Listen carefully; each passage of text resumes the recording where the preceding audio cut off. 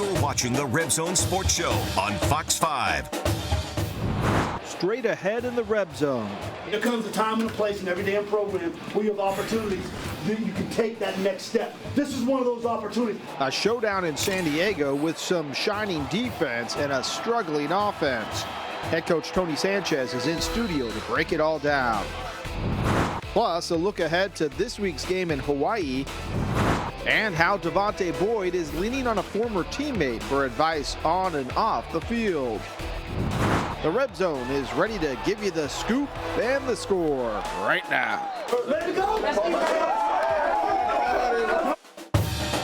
This is the Fox 5 Red Zone Sports Show, presented by RC Willey. Your home, your way. Good evening. Welcome inside the Red Zone. Kevin Bolinger alongside UNLV head football coach Tony Sanchez, coming off a frustrating night in San Diego. And you keep talking about making the move with the program and raising it up. Consistency is part of that, and we've been kind of a roller coaster here over the last few weeks. Yeah, a little bit. I think consistency is really settling in on defense. We're really starting to come into our own and play good defense. You saw that throughout the course of the night. Give up a couple things, but they played well enough for us to win. And special teams looked better, and we did a better job being consistent there. Just offensively, we're still trying to find ourselves. Now you're down, with quarterback situation, and the three receivers out. Really, when you play an elite team like that, you got to really figure out ways in which you can move the football. We got to be a little bit more creative, move pieces around a little bit, and we'll do that. It's just right now just trying to settle in and figure out what are the things Dalton's comfortable with. How do we go ahead and get Kurt involved in it a little bit more, and then what do we do with the receiver situation? Well, let's look at the highlights so everybody got to get a feel for what's going on here. The first half was a real rough beginning. We know what we need to do tonight in order to be successful. There comes a time and a place in every damn program where you have opportunities that you can take that next step. This is one of those opportunities. Dominate on three. 1, 2, 3, dominate! It's a beautiful night out there. You're in a big old stadium with a good damn opponent. Take advantage of it.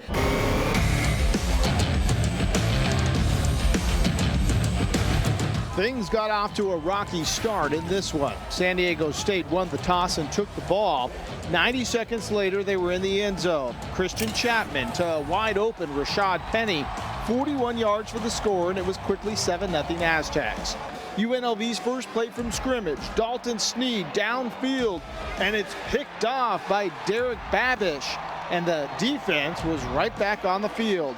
They did hold San Diego to a 48-yard field goal. Nonetheless, it was 10-0, 7 minutes in. We moved to the second quarter. The Aztecs had a 3rd and 10 at their own 8.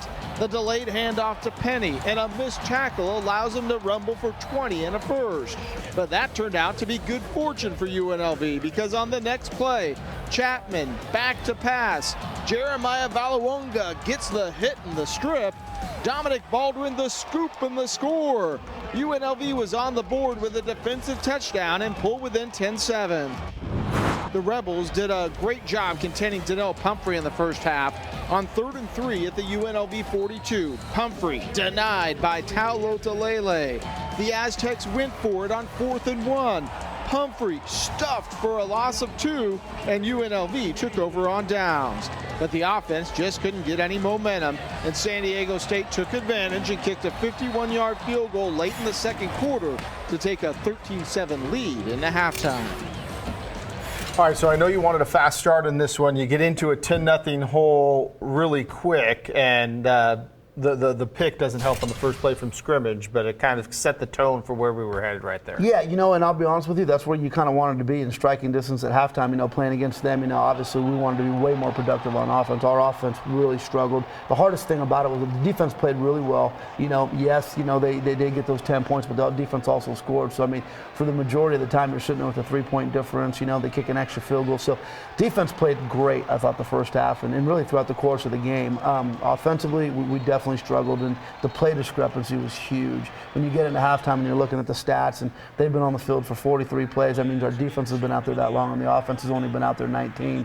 That's a big deal, so you got to get your defense off the field, and we struggled the entire night offensively. Usually when a defense is on the field that long, it's the big guys down the line, but they were still getting penetration on passes. They got the the strip and the score there, and you get a defensive touchdown. It's exactly what you want, but they were getting some pressure all night. They did. I mean, I think at the end of the night with 3 sacks, did a good job of slowing their run game down, making them earn everything that they got. And, and again, I felt like if we could have matched the way we played defensively, offensively, you have a chance to win that game. Doesn't guarantee it, but you have a chance. But, again, you've got to be able to, get first downs. You've got to be able to move the chains, flip field position, and have some explosive plays, and we really didn't have any of that.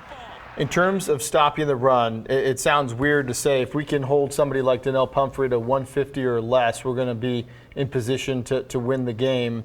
The run defense did that with him, pretty good all night. Yeah, this is an offense, San Diego State that averages over 6 yards a carry, and on the night they averaged 4.1. So, I mean, we took them 2 yards below their average, and again, forced them to, punt the ball, forced them to, some really long field goals. Guy had a heck of a night. But yeah, when you take a guy who's averaging 180 some odd yards a game and you hold him to, less than that and, and make him punt and get a great 4th down stop, it gives you a chance to win. You're down 13-7 at halftime. You get into the locker room. What's the message? The message is, hey, we talked about this. We have to get into the second half, deep into the second half, in striking distance. We sat down, we talked about what are the things that we can do to stretch the ball down the field. What can we do to shore up the run game when we come right out right away? And, you get your first play from scrimmage, and we end up with a play action pass where the running back bumps into the quarterback and knocks the ball loose. And now you're sitting there with 2nd and long, and we just never found ourselves. Well, let's go to those second half highlights right now. The offense just couldn't get any traction.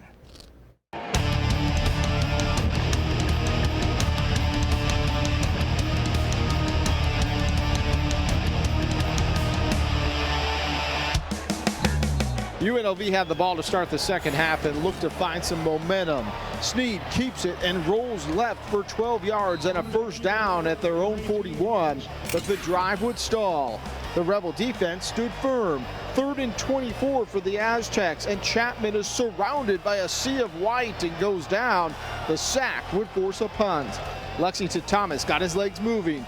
Big hole and a spin for 15 yards to the 48.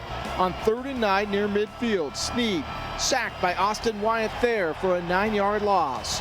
San Diego moved the ball downfield on 1st and goal at the 9. The handoff to Pumphrey, who heads left outside and cuts back at a seam to the end zone. That would make it 20-7.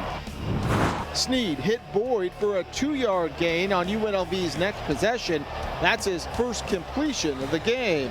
Then he used his feet and a pump fake to pick up 11 yards to the 35. That's as far as UNLV could get, and they had to punt.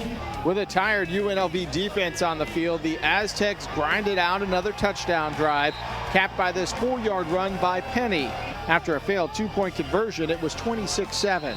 Later in the 4th, with the offense still struggling, Kurt Palandek was given a shot at quarterback, but it was met with the same result.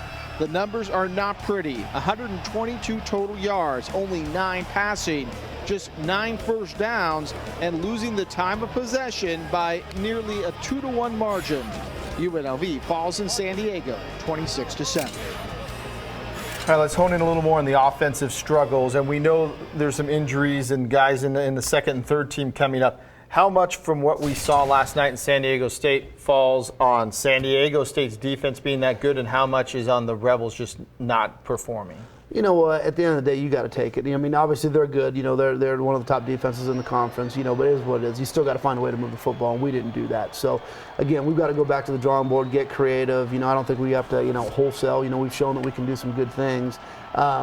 But we just didn't. We've got to figure out a way for Dalton to settle in. We've probably got to get Kurt involved a little bit more, just as maturity. He's been out there longer. We struggled early in the game. They gave us a lot of different looks, and we checked out a lot of plays. And they were kind of, they were kind of doing a lot of dummy calls on defense just to get us to go ahead and switch. So in the second half, we eliminated any of those audibles just so Dalton could settle in and just run the play that was called. But it didn't have much of an effect on the game. So we got to go back and look at what are the things that we need to do. We probably should run power a little bit more.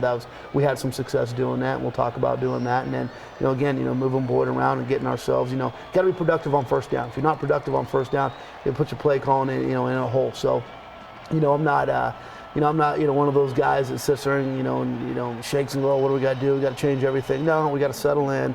We got to coach these guys up. We got to get them going, figure out creative ways to get Boyd the ball, get Mekhi Stevenson the ball. We got to get Lexington and, into space. We haven't done that in a couple of weeks. And then, we got to continue to progress and grow. And, offensive line struggled in pass protection. That was a big, big deal. We were constantly getting fleshed out of the pocket.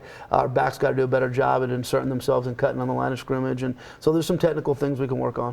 When you talk about Palandek being more involved, are we talking about coming in for series, like maybe coming in for a whole series, or just rotating him in on plays, or what would be the game plan? No, I'm talking about series. I don't think it'd be rotating in for plays. I think it'd be series at a time. And we'll even look at what we're going to do this week, starting going into the game. We've got to sit down and again, I think you'll see both of them out there, and who's going to be, but who can get us into the right plays and in the right protections, and who's just got a better level of comfort throwing the football. We didn't really have to do it much against Fresno. We ran the ball, kind of dictated the game through there. We had some easy throws, but we did struggle throwing the ball in the second half of that game, and those struggles continued into this game. So. It's just something you got to, sit down with these guys and raise their level of comfort and coach them up. Well, we're going to take a short break right now. When we come back, post-game reaction from the UNLV players, and then we start our look ahead to this Saturday as the Rebels head to the Islands for a matchup with Hawaii. The preview on the backside of the break as the Red Zone rolls on. You're watching the Fox 5 Red Zone Sports Show, presented by R.C. Willie. Your home, your way. It's hard to get in the groove when you go out there and you have a negative play on first down or a big negative play on second down. That'll just kill the drive. And we never really had a chance to get momentum going. Especially when I come out, I left it short, turned the ball over on the first play of the game. That's just unacceptable. Put my defense in a bad position. They ended up probably getting points out, I'm pretty sure, 3 points or something. But put my team in a bad position there. So again, got to learn from it and go into next week. It's tough to be on the field that much, but I think we fought really hard and we didn't execute as well as we wanted to, but we just got to get better for next week. And this week, UNLV heads to the Islands for a Saturday late-night luau with the Warriors.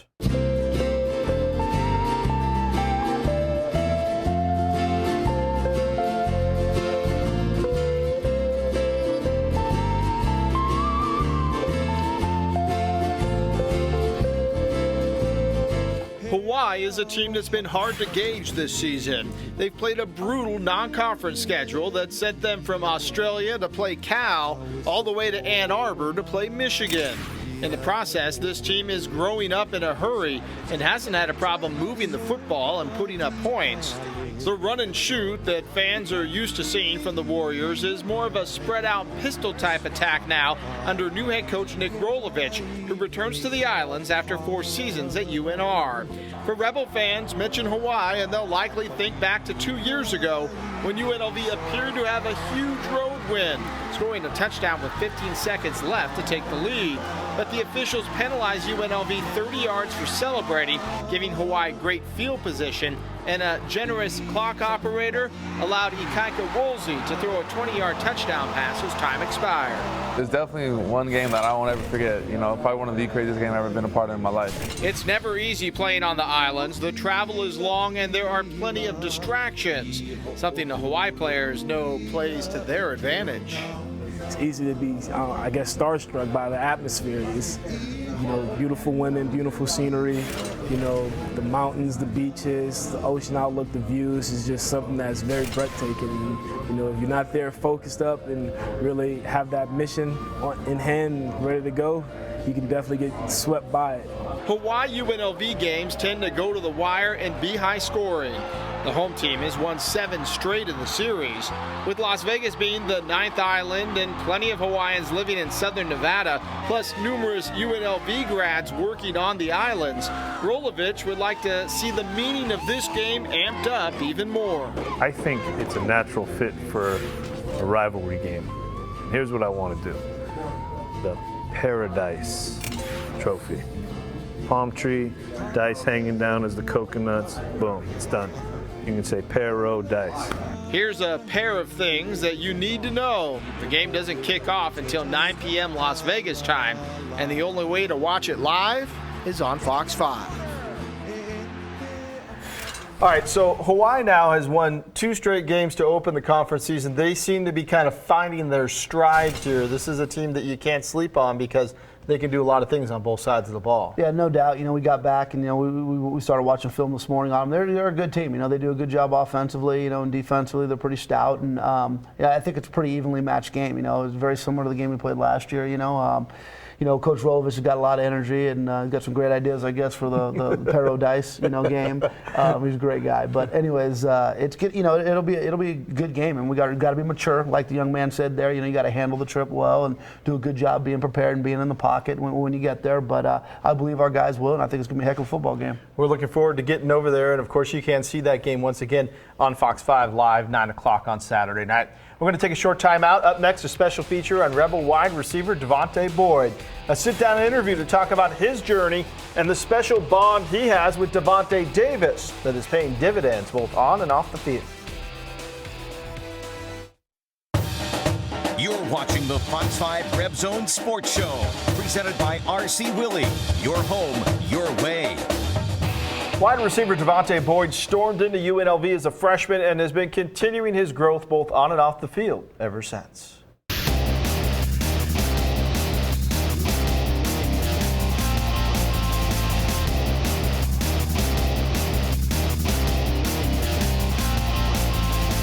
Devonte Boyd burst on the UNLV football scene as a freshman and has been on the rise ever since. The junior has already cracked the top 10 on the UNLV career yards list and is piling up accolades from all Mountain West teams to Biletnikoff Award candidate. But he's not willing to rest on his success. The whole offseason I was learning more about defenses and learning the playbook more and learning, how teams are going to play me and things like that. UNLV has lost 3 wide receivers for the season to injury, meaning Boyd is getting double-teamed more than ever, having to fight for what he gets. But that's nothing new for a young man who survived Hurricane Katrina, was relocated to Texas as a young boy, and then eventually moved in with a relative in Henderson, where he became a high school star to pave the way for a full-ride scholarship. Along the way, he's leaned on Rebel great Devonte Davis. The two played together in Davis's senior year, and Davis has become a mentor to Boyd both on and off the field, delivering football and life lessons. Like a big brother relationship, but we always competing, and in everything that we do. Anytime I could call him at any time of the day, and he gonna come through, right, if it's just to chill, just to talk, talk about football, even if it's to come hit the field and help me with routes, anything. Devonte helps me with anything in life, period. He's a kid who's been through a lot in his life, and he holds in a lot of his emotion. And when I met him and he opened up to me, I saw a lot of me in him, because it's like we're both reserved, but we've been through so much, and if you open up to someone, then that means you really care for that person. So once he opened up to me, I took him under my wings, and the rest is kind of history. He taught me a lot as well as I taught him a lot. College football prepares people for life. You come in a boy and leave a man. Devonte Boyd is well on his way. He'll be the first in his family to graduate college. He'll likely leave as one of the best players in Rebel history. And he plans on taking those skill sets learned at UNLV to play on Sundays. The Rowdy Ran has had plenty of cuts, but Boyd is clearing a path with nothing but open field ahead. And I'll rise up, I'll rise like the day, I'll rise up, I'll rise unafraid, I'll rise up, and I do it 1,000 times again.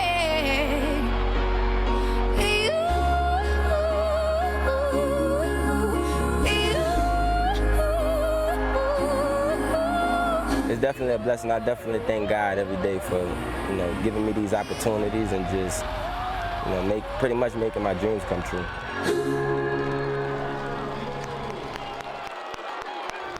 You can see how special he is in moments. Where is he at on his progress to maybe playing on Sundays? He's a great player. He's got such a great work ethic, and he's got so much, heart and soul. And he's a passionate guy. And like Davis said, he is kind of keeps a lot in. But when you get to know him, you sit down with him, you have some of these one-on-one conversations with him. He's a really neat young man. I mean, he's going to do some great things. When you see somebody from Rebel past helping out current Rebels and kind of going on down the line, that's what you want to build here, that tradition, but where everybody's still involved. Absolutely. You want all your guys back. It was great. You saw Boyko at the game last night. He came in the locker room afterwards, before the game, was excited. And Davis has been up. He sat down in our offices, comes and visits all the coaches, and, we all know him around there. And a lot of the ex-players have been back and been hanging around. So, the more we create that atmosphere where those guys want to come back and they realize that they're welcome and we want them to be a part of it, I think that just creates those bonds that are needed. We're going to come back with the Rebel Plays of the Week, but as we go to break here now, a look at how other Mountain West teams did over the weekend.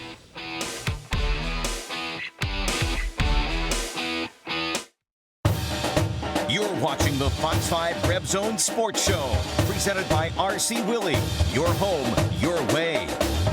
We've reached the halfway point of the football season, and this team sitting at 2-4, but the potential still to put something special together in the second half. No doubt, we got to finish strong. That's what we talk about all the time, is finishing. So now here we are. We're sitting there at 2-4, and you feel like it could be at least one better right now, if not more. So we got to stay focused, continue to progress and get better, figure out things on offense, and match it up with the way we're playing defensively and special teams. And I think there's a lot more wins out there. So we've got to have some resolve here, and we got to finish strong. It all starts on Saturday night in Hawaii. Kickoff set for 9 o'clock. Again, you can watch the game live right here on Fox 5, and then we'll be back to break it down next Sunday in the Red Zone. Thanks for joining us tonight. Here's a look at the Rebel Plays of the Week. Good night. Play, play, play until that damn last buzzer blows and it's over.